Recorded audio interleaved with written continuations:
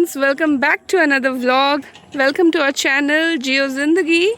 और यहाँ अभिषेक जी हैं और फिर आज इनसे एक क्वेश्चन पूछा जाए। क्या अभिषेक जी?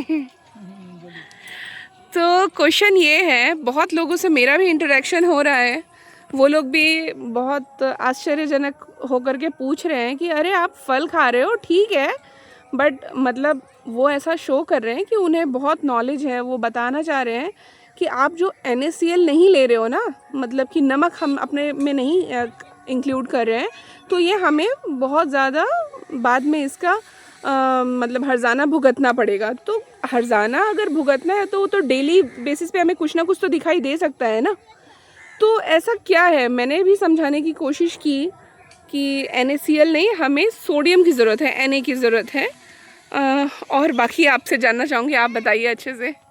देखिए, सोडियम जो है ना, सारे फ्रूट्स में सोडियम और पोटेशियम की मात्रा, देखिए दिक्कत क्या है ना अंकिता जी, कि सारे फ्रूट्स में आपको हर चीज़ मिल जाएगा। उसको जो है ना वो सुपाच्य रूप में वो होता है, ठीक है, वो सुपाच्य रूप में होता है। फलों में सुपाच्य रूप से पाया जाता है ये न्यूट्रिशंस।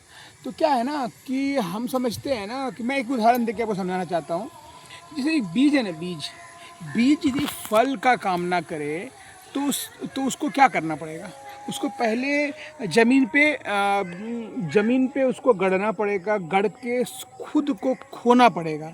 जब बीज खोद जाता है अपने आप में, तब फिर उससे वो अंकुर, वो जड़ निकलता है, फिर वही जड़ बढ़ के फल बनता है। लेकिन बीज यदि सूखे स्थान पर रह के और वो कल्पना करे कि मुझे फल मिलेगा, तो ये संभव नहीं है। तो क्या है ना कि हम कल्पना करेंगे कि हमको क्या मिलेगा, नहीं मिलेगा, और सुन के भी यदि बीज को सुना दिया जाए कि तुम तो उस फूल के बीज हो जो बहुत महकता था, लेकिन उसके महक को सुन के नाना भर से पहलवानी करने से भी काम नहीं चलेगा। न किसी को सुने और ना कुछ करें। मैं कहना चाह रहा हूँ कि सिर्फ आप उसको खा के देखें, 3 दिन में तो आप मर नहीं जाएंगे ना। इतना एकादशी, ये जो नवरात्रि होता है, जो पूरा फलहार होता है, इसमें जो पेड़ा और खोआ खाने लगते हैं आप लोग, किसी गाय का बच्चा का दूध पीने लगते हैं, उसको ना करके वनली फ्रूट्स 3 दिन तो करके देखें। और मैं अंकिता जी आपके व्यूवर्स को बोलना चाहता हूँ कि जो भी स्वस्थ हैं वो मेरी बात नहीं मानेंगे, मैं जानता हूँ, उनको तो मटन चबाना है। लेकिन जो आपके घर के अगल बगल कोई भी आपको किसी भी रोग से ग्रसित आदमी यदि मिले, तो उसको कम से कम 3 दिन तक फल पे रखें। 3 दिन तक कंप्लीट। कोई भी रोग यदि सब रोगों की एक ही दवा है, फलाहार आप करा के देखें। मेरी बात को मत माने, मैं कोई प्रकांड विद्वान नहीं हूँ, रोज बना रहा हूँ वीडियो, तो आप समझ रहे हैं कि मैं आपको समझाना चाहता हूँ। मैं समझाना चाहता हूँ कि ये कोई नया बात नहीं है, इसको छुपा दिया गया है आपसे। इस कारण से आप जो है ना, एक बार अगल बगल आप स्वस्थ जो है वो जो चबाना है चबाएं, बाद में मैं उनको देखूंगा। लेकिन कोई भी अस्वस्थ आदमी कहीं भी आपको मिले, चाहे वो आरे का पेशेंट मिले, चाहे वो किसी भी तरह का जो बेड रिडन भी कोई पेशेंट है, उसको भी आप 3 दिन तक फल खिलाएं। और आप उसको ऑब्जर्व करें कि वो 3 दिन पहले कैसा था और 3 दिन के बाद कैसा है। इस चीज़ को आप समझें, इस चीज़ को मुझे कमेंट करें।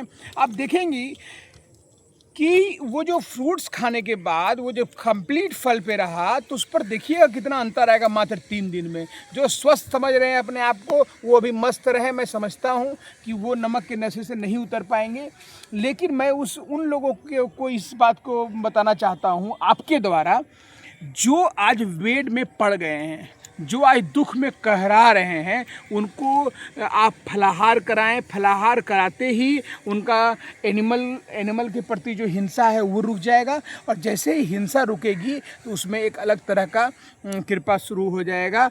वो सब चीज़ मैं बताऊंगा, आपको समझाऊंगा बाद में। लेकिन आप किसी भी पेशेंट को फलाहार पे रख के देखें, सिर्फ जल और पानी, जल और फल, और इसके अलावा कुछ नहीं। इसके अलावा आप कुछ भी दीजिएगा तो उसका जिम्मेदार मैं नहीं हूँ। मैं बस इसी चीज़ को प्रमोट कर रहा हूँ। मैंने हज़ारों पेशेंट में ये चीज़ को देखा है। मैंने देखा है कि जो रोमेटिक अर्थराइटिस के पेशेंट होते हैं वो भी चलने लगते हैं, यहाँ तक कि मैराथन तक दौड़ रहे हैं जो बेड पे सड़ गए थे। मैं इनको देख के ही मोटिवेट हुआ हूँ और आपको समझाना चाह रहा हूँ। और मैंने इसीलिए एक वीडियो चैनल बनाया है कि कम से कम मैं अपना बात बोलूँ, आप माने ना माने। क्योंकि माया माया हम ही माया है ना, तो हम ही तो नहीं मानना चाहते हैं। नियत की तो बात है, ईमानदारी की तो बात है। लोग ईमानदार समझते हैं अपने आप को, लेकिन वो ईमानदार इंसान के लिए होते हैं। पशुओं के लिए कौन ईमानदार होगा? क्या पशु अलग कैटेगरी के हैं क्या? उनका भी तो आँख है, उनका भी तो दिल है भाई, वो भी रोते हैं, तो उनके लिए कौन ईमानदार होगा? सिर्फ हम बोलते हैं कि हम ईमानदार हैं, हम तो एकदम बहुत सज्जन हैं। सज्जन सिर्फ इंसानियत के लिए है क्या? और ये पशु पक्षियाँ, इसके लिए कौन जिम्मेदार है? हम ही जिम्मेदार हैं। तो इस कारण से हमें ये देखना होगा कि हम बातों को समझे नहीं, आप करके देखें ना, आपको दिक्कत क्या है? आपको तो पूरा सनातन धर्म इस चीज़ के लिए प्रोत्साहित करता है कि आप कोई भी पर्व आता है, कोई भी आपका यदि आपका जैसे भी कोई भी परिवर्तन, मौसम परिवर्तन आता है, उस समय एक बड़ा सा उत्सव आता है। उस उत्सव में उत्सव इसी चीज़ का होता है कि फलाहार करेंगे और जीवन को जिएंगे। मैं तो भाई धन्य हो गया ये फल खा के।